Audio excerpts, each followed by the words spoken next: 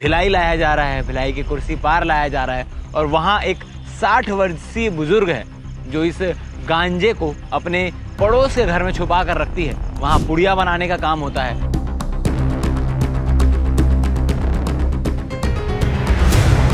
तो इसमें उल्लेखनीय बात यह है कि जो ना सिर्फ गांजा रखने वाले बल्कि जो उनके फॉरवर्ड और बैकवर्ड लिंकेजेस हैं उस पर भी कार्रवाई हुई है और आगे भी इसके जो उड़ीसा में जो तार जुड़ते हैं उन पर भी लगातार कार्रवाई की जाएगी। और इसी माध्यम से आज 5 लोगों को दुर्ग पुलिस ने हिरासत में लिया है और हिरासत में लेने के बाद प्रेस कॉन्फ्रेंस किया गया। वो 5 शख्स कौन है आपको बताते हैं।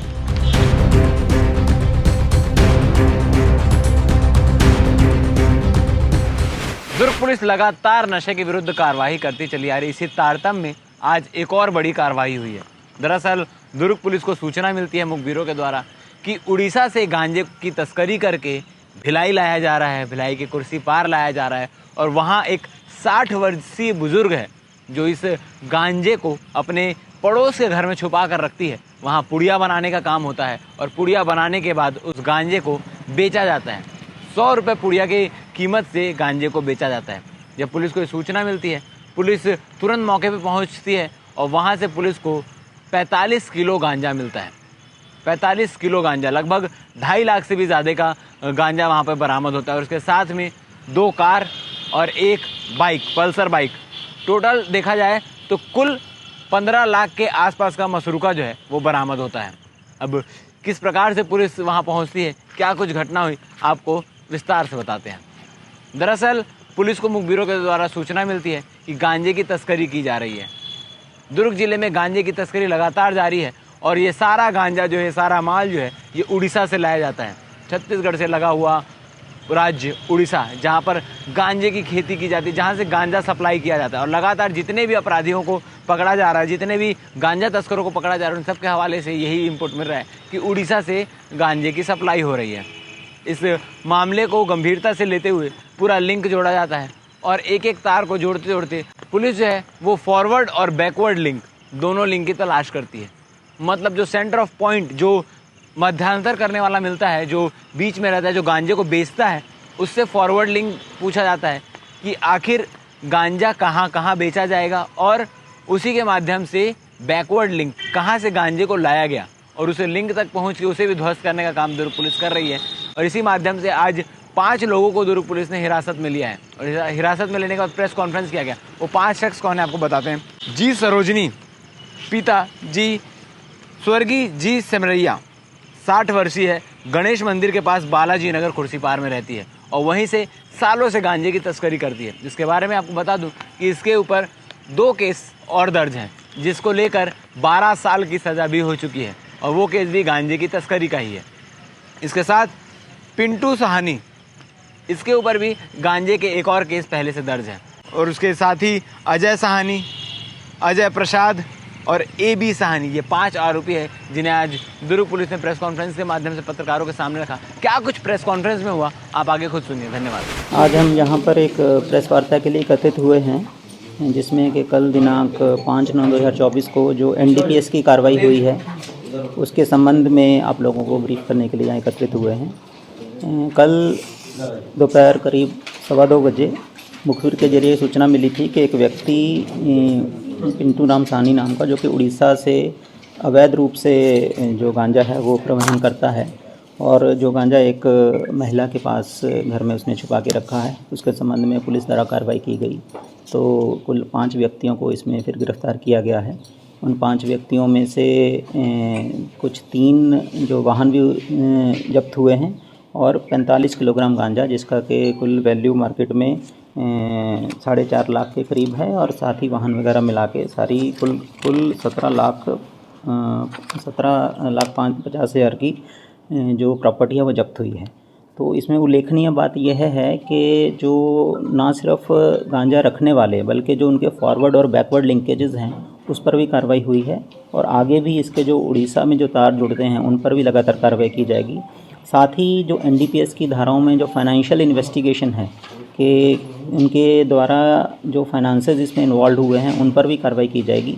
इसमें हमारे नारकोटिक्स कंट्रोल ब्यूरो की तरफ से और राज्य स्तरीय विशेष टीम, इनकी तरफ से भी हमें पूरा सहयोग दिया गया है और मुझे पूरी उम्मीद है कि इसके ज़रिए हम एक बड़ा नेटवर्क को हम ध्वस्त करने में कामयाब होंगे।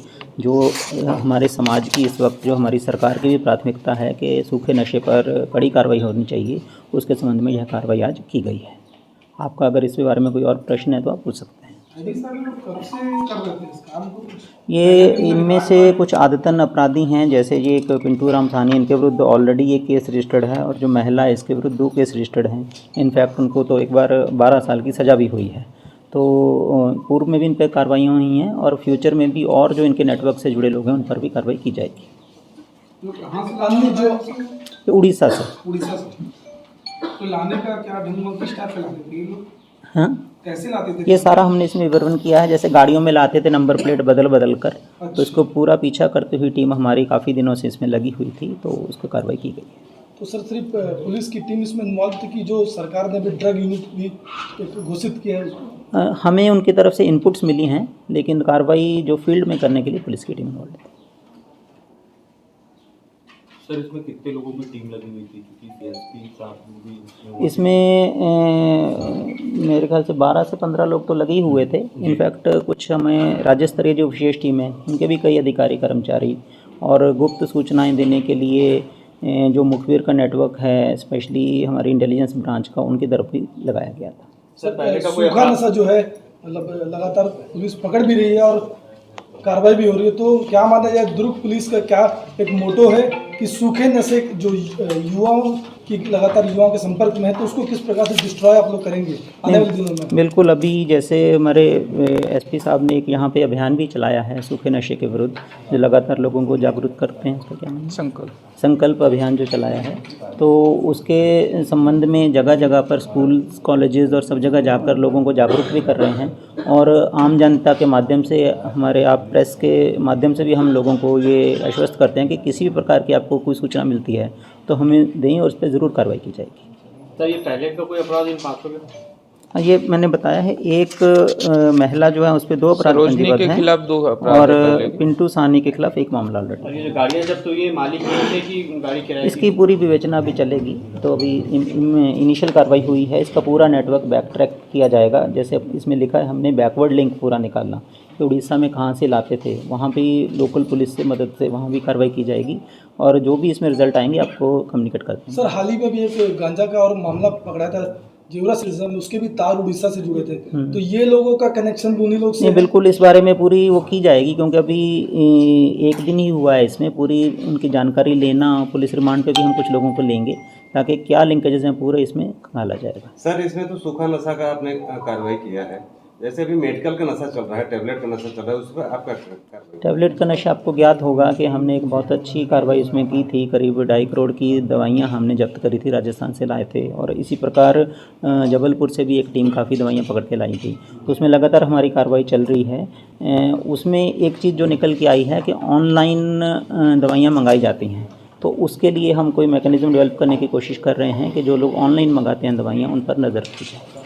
सर उड़ीसा के किस जिले से लाए हैं और किसके पास से लाए हैं? ये अभी इन्फॉर्मेशन अभी हम इसलिए रिवील नहीं कर रहे हैं क्योंकि अभी ऑपरेशन चल रहा है। जब वो कुछ लोग पकड़े जाएंगे, जो भी मात्रा जब्त होगी, उसके बाद आपको बताया जाएगा उसके बारे में। सर रिपोर्ट्स की माने तो अलग अलग जो सूखे नशे उसमें लगातार वृद्धि हो रही है, तो एज ए पुलिस के नाते क्या मतलब पुलिस रेंज में कर रही है कि कंट्रोल किया जा सके और जो लोग इसकी लत में है उसको जड़ से समाप्त किया जा सके? नहीं, जो 2 तरीके हैं इसमें। एक तो जो है कि सप्लाई को रोकना, और दूसरा जो है कि इसमें जो विक्टिम मानेंगे, जिनको जो इसको नशा ग्रहण करते हैं, तो उनको हम विक्टिम तौर पर लेते हुए उनका ट्रीटमेंट, जैसे नशा मुक्ति केंद्रों में, या उनको प्रेरित करके कि वो ना इसमें जाएं।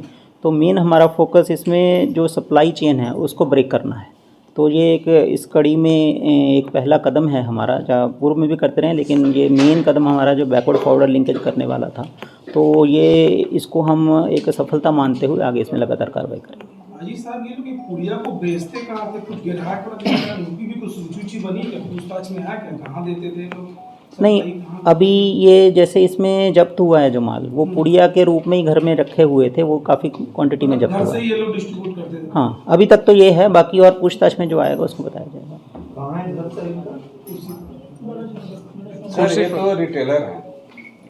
थोक व्यापारी हैं वही थोक व्यापारी तो उड़ीसा से लाते हैं ना, उसी में थोक व्यापारी भी तो पकड़े आपने हैं। जिसको पकड़ा है ये तो रिटेलर है, रिटेलर में पुड़िया बांधा के नहीं, इसमें पिंटू साहनी जो है वो वो थोक व्यापारी मेन है। आदमी है, वो वहाँ से पूरा लेकर आता है। पिंटू साहब। Thank you. ठीक है जी, थैंक यू।